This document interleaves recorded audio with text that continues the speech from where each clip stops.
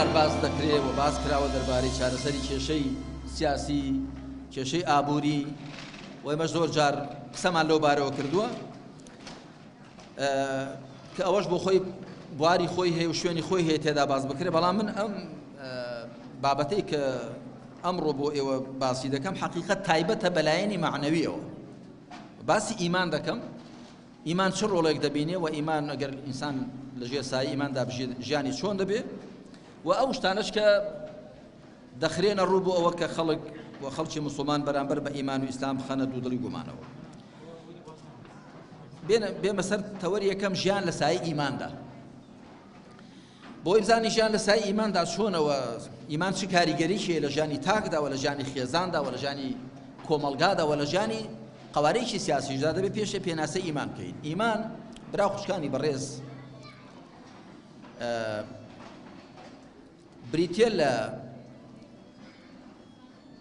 بریتێ لە تەماشاکردنی بوون بەو چاوە کە ئەو بوونە بێخاوەن نییە خاوەنێکی هەیە و ئەو خاوەنەی سەرپەرشتی دەکا ئاگای لێتی و لە نێو ئەو بوونەدا مرۆڤ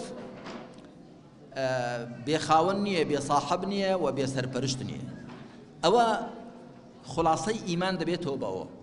کە ئێمە ئەم بوونە دەبینین پێمان وانە بێت دنیا شاری بێخاوەنە و مرۆڤ کە لە نێو بووندا دەبینین پێمان وانە بێت کە هەروە لە خۆڕا ڕێکەوتۆتە ژیان و لەم سەرگۆی زەویە پەیدا بووە بەڵکو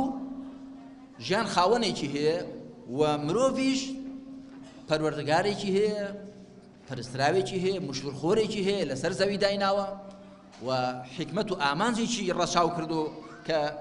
ئەو مرۆڤەی خوڵقاندووە لەسەر زەوی دایناوە ئیمان براو خوشکانی بەڕێز چوار پێکهاتەی هەیە ئیمان پەیوەندی بە عەقڵەوە هەیە پەیوەندی بە دڵ و دەروونەوە هەیە پەیوەندی بە زمانەوە هەیە و پەیوەندیشی بە جەستە و ئەندامەکانەوە هەیە چونکە ئینسان چوار هێزی هەن هێزێک کەشتی پێ کەشف دەکا و دەرێک دەکا هێزی عەقڵ و هێزێک کە شتی پێ ڕەفز دەکا یا قبوڵ دەکا و شتی پێ خۆش دەوێت یاخود ڕق لێ دەبێتەوە کە هێزی دڵ و دەروونە و ئینسان هێزێکی هەیە بریتێ لە هێزی دەربڕین تعبیرکردن و هێزێکیشی هەیە بریتێ لە هێزی جێبەجێکردن کە ئەندامەکانی جەستن ئیمان پەیوەندی بە هەر کام لەو چوار هێزەی ئینسانەوە هەیە ئیمان بریتێ لە ناسینی خوا سبحانه وتعالى بەعەقڵ بەو شێوەیە کە خوا خۆی بە ئێمە ناساندووە و پاشان زانینی ئەو ڕاستێک کە خوا کۆمەڵێک فریشتەی هەن بەو فریشتانەدا پەیام و بەرنامە دەنێرێ بۆ پێغەمبەران عەلەیهیمو السەڵاتو وەسەلام و ڕۆژێکیش هەیە کە ڕۆژی دواییە ئێمە بە دیداری خوا دەگەینەوە ئەوە هەر پێنج پایە سەرچەکەی ئیمان دار لە فەرمایشتی پێغەمبەردا عەلەیهی السەڵاتو وەسەلام باسی پایە شەشەمیش کراوە کە بریتێ لە ئیمان بە قەدەر واتە خوا ئەم بوونەی بە ئەندازەگیری داناوە هەروە هەڕەمەکی نییە بێیاسایی نییە هەموو شتێکی بە یاسا و بە نەزم داناوە قەدەر بریتێ لەوە کە بڕوات بێ بەوە خوا هەموو شتێکی بە نەخشە و ئەندازەگیری داناوە دەبێت بە عەقڵ ئەو ڕاستیانە دەرک بکرێن کە بریتین لە ناسینی خوا وەکو تاکە بەدیهێنەر تاکە پەروەردگار تاکە خاوەن تاکە پەرستراو پاشان بەدڵ دەبێت ئەو ڕاستیانە قبوڵ بکرێن هەیە بە عەقڵ دەزانێ فرعون دەیزانی موسا پێغەمبەری خوایە ئیبلیس دەزانێ خوا بەدیهێنەر و پەروەردگارە بەڵام ئایا فرعون و ئیبلیس و ئەبوو جەهل لە سەردەمی خۆیدا ئەوانە بە ئیماندار لە قەڵەم دراون نەخێر بۆ بە عەقڵ زانیویانە دەرکی ئەو ڕاستیانیان کردو بەڵام بەدڵ قبوڵیان نەکردووە بەدڵ بۆی تەسلیم نەبوون پەسەندیان نەکردووە و بە زمانیش دەبێت دانی پێدابێنی و پاشان بە ئەندامەکانیش دەبێت التزام بکەی و پابەندی بکەی ئەمە بە هەر چواریان ئەو جار ئیمان دروست دەبێت پایەکانی ئیمانیش وەکو باسم کردن پێنجی سەرەکین هەندێکیش بە شەش ئیمان بەخوا بە فریشتەکانی خوا بە کتێبەکانی خوا بە پێغەمبەران عەلەیهیمو السەڵاتو وەسەلام بە ڕۆژی دوای و بە قەدەر بزانین پێویستی ئیمان لە چیدایە بۆچی ئیمان پێویستە بەڕێزان ئینسان بۆ ئەوەی کە وەڵامی ڕاست و دروستی دەستکەوێ بۆ چەند پرسیارێکی فەلسەفی چەند پرسیارێکی فیتری کە لە عەقڵ و هۆشی هەموو کەسێکدا هەن ناچارە ئیمانی هەبێت ئەگەر نا وەڵامی ڕاست و دروستی دەست ناکەوێت ئەم بوونە چییە چێ خاوەنیەتی بۆچی هێناویەتە دی من کێم لەکوێ هاتووم بۆچی هاتووم بۆ کوێ دەچم ئەو پرسیارانە سەرجەم فەیلسوفەکان بە درێژایی مێژوو هەوڵیان داوە وەڵامیان دەست بخەن وەڵامی ڕاست و دروست بەڵام بێجگە لە پێغەمبەران عەلەیهیم السەڵات وەسەلام هیچ کەس نەیتوانێ وەڵامی ڕاست و دروستی ئەو پرسیارانە دەست بخات بۆچی عەقڵی مرۆڤ سنووردارە جەستەی مرۆڤ سنووردارە ئەندازەیەک لە بۆشایی داگیر دەکا و بەڵام قەبارەیەکی دیاریکراوی هەیە بینینی ئینسان هەتا مەودایەک دەتوانێت ببینێ هەتا مەودایەک دەتوانێت بۆ دووری و هەتا مەودایەک بۆشتی ورد ئێمە گەردیلە نابینین ئێمە مۆڵکۆڵ نابینین ئێمە شانەکان نابینین خانەکان نابینین زۆر شت نابینین ڤایرۆس و چی و چی تێشتی ژێرسوور و تیشتی سۆری وەنەوشەی و هێزی مقناتیزی و هێزی جازبی و هیچی نابینین هەر وەکو جن و فریشتەکان و ئەوانەش نابینین هێزی بیستنی ئینسانی گوێی ئینسان لە 20 لەرینەوە دەبیستێ هەتاکو 20,000 نە لە 20,000 زیاتر دەتوانێت ئیستیعابی کا ببیستێ نە لە 20 کەمتر دەتوانێت و هەروەها عەقڵی ئینسانیش دیسان سنووردارە ئینسان ناتوانێت هەموو شتێک بزانێ بە عەقڵ بۆیە لە ڕێی وەحیەوە خوا سبحانه وتعالى لڕێی پێغەمبەرانەوە عەلەیهیم السەڵات وەسەلام خۆی بە ئێمە ناساندووە و خۆشمانی پێ ناساندووین و ئەم بوونەشی پێ ناساندووین و تێشی گەیاندووین لەکوێ هاتووین بۆچی هاتووین بۆ کوێ دەچین کەواتە ئیمان پێویستە بۆ ئەوەی عەقڵی ئینسان ئیشباع بێت وەڵامی ئەو پرسیارە ئەزەلیانەی دەستکەوێت کە من چیم ئەم بوونە چییە بەسەرهات چییە حیکمەت لە دروستکردنی من چییە لەکوێ هاتوون بۆ کوێ دەچین و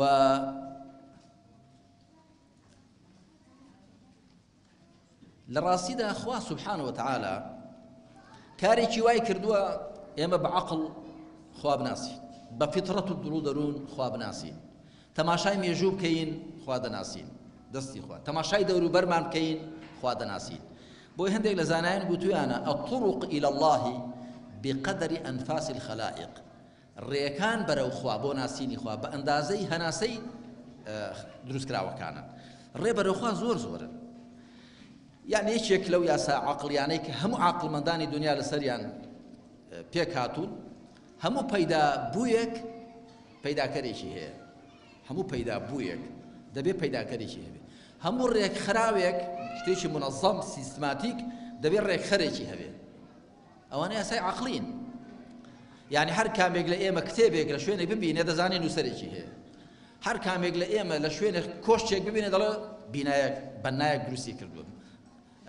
مهندسێک نەخشەی بۆ داناوە و وەستاوکردەکار دروستیان کردووە ئەم کەونە چ کۆشتێک تۆ زۆرت پێت سەرنج ڕاکێشە لە هەموو کۆشتێک سەرنج ڕاکێشترە جەستەی مرۆڤ لە هەموو شتێک کە مرۆڤ دروستی دەکات لە هەموو شتێک ئاڵۆزترە و زیاتر وردەکاری تێدایە جا عەجایب ئەوەیە مرۆڤ ئەگەر سەعاتێک ببینێ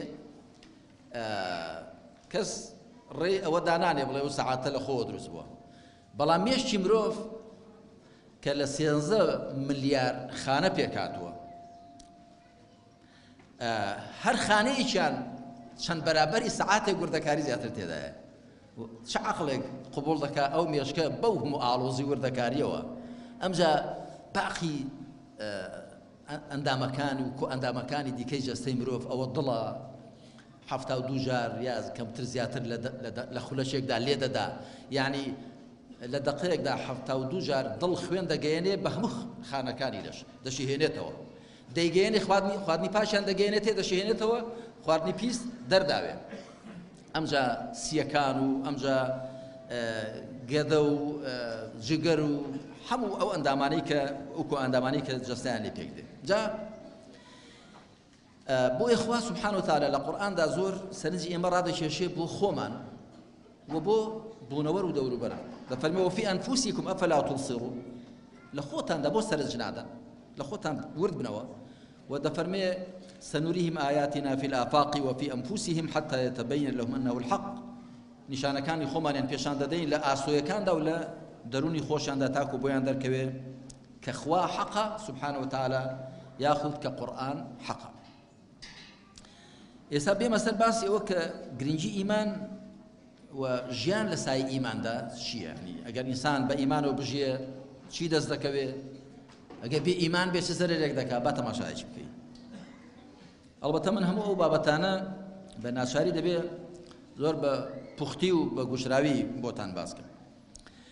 لە سوورەتی یونوسدا لە ئاەتی ژمارە 9 خوا سبحانه وتعالى دەفەرمێ إن الذين آمنوا وعملوا الصالحات يهديهم ربهم بإيمانهم. بێگومان ئەوانەی بڕوایان هێناوە کردەوە باشەکان ئەنجام دەدەن خوا بەهۆی ئیمانەوە ڕێنماییان دەکات، ڕێیان پێشان دەدەن. تەماشا بکەم براو خوشکە خۆشەویستەکان، ئێمە دوای ئەوەی بەخواوە پەیوەست دەبین، دەزانین خوا خاوەنمانە، دەزانین خوا مشورخۆرمانە، خوا ئێمەی هێناوە و بۆ حکمەتێک ئێمەی دروست کردووە، دوای ئێمە لەو قۆناغی ژان دەگوازێتەوە بۆ قۆناغێکی دی. دوای ئەوەی ئەوەمان لێ حاڵ دێ بەخواوە پەیوەست دەبین، ئەمجا لە بوونی خۆمان حاڵی دەبین، ئەمجا لە مەحەلی ئیعرابی خۆمان تێدەگەین ئێمە بۆچی لێرەین. ئەگەر ناکەسێ خوا نەناسێ خۆی نەناسێ و نازانێ بۆچی هاتووە و نازانێ لەکوێ هاتووە بۆچی هاتوو بۆ کوێ دەچێت، هەمووی تاریکاییە. کەواتە ئیمان دەبێتە هۆی ئەوە کە تۆ بەرپێی خۆت ببینی، بزانی چۆن دەشی. یەک لە سوورەتی نەحل دا ئاەتی 99 دا خوا سبحانه وتعالى دەفەرمێ من عمل صالحا من ذكر أو أنثى وهو مؤمن فلنحيينه حياة طيبة ولنجزينهم أجرهم بأحسن ما كانوا يعملون. دەفەرمێ کەسێک بڕوا بێنێ لە نێر و مێ.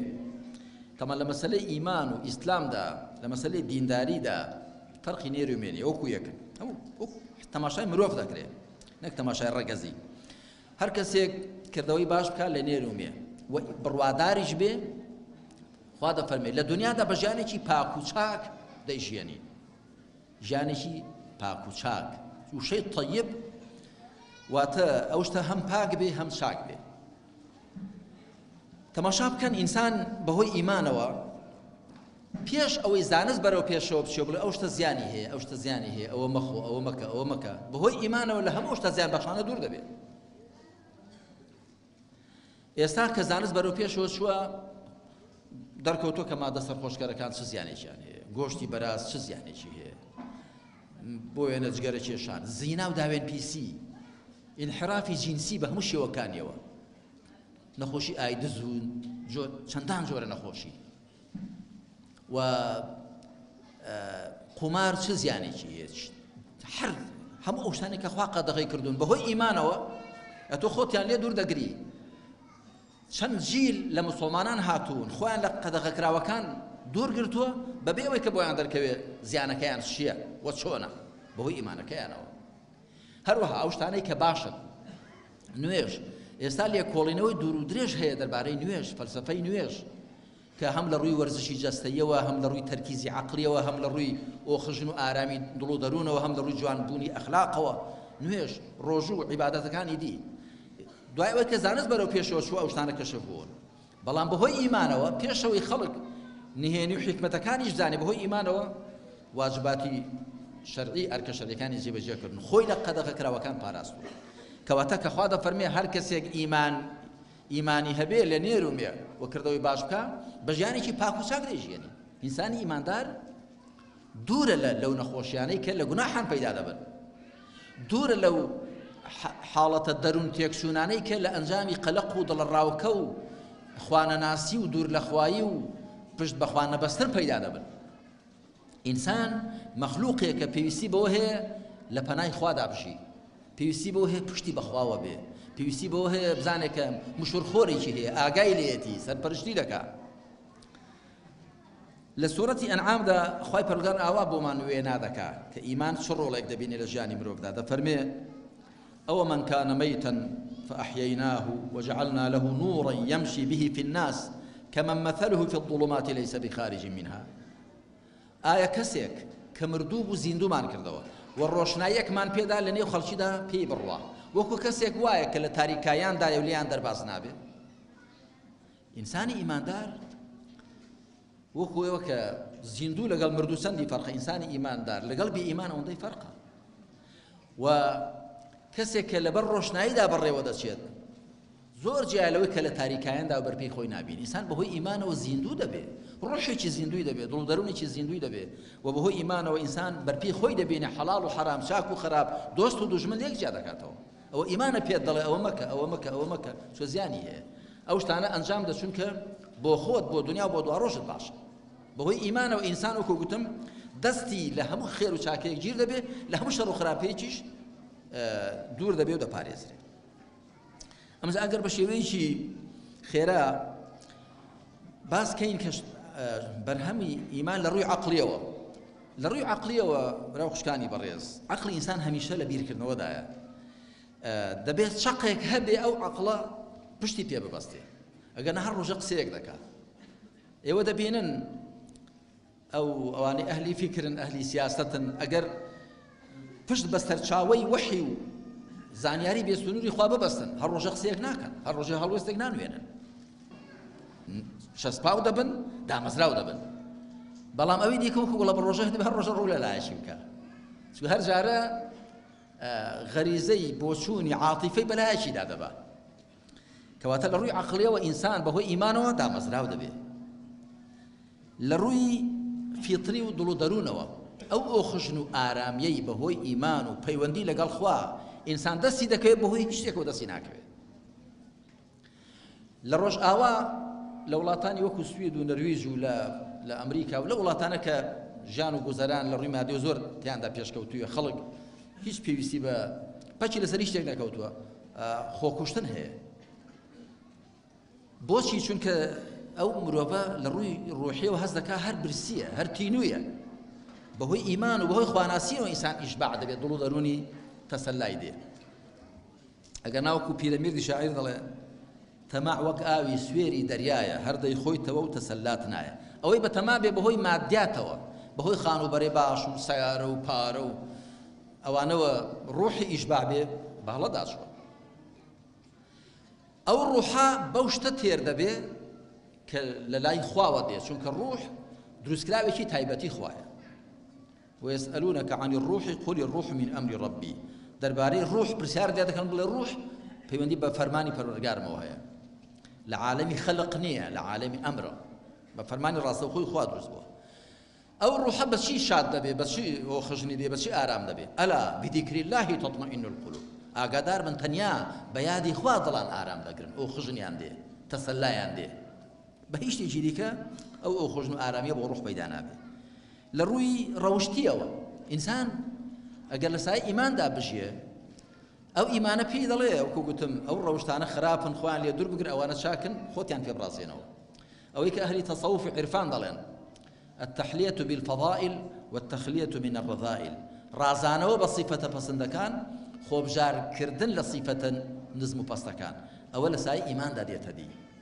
لە سەرەتای سوورە المؤمنون خوا دەفەرمێ قد أفلح المؤمنون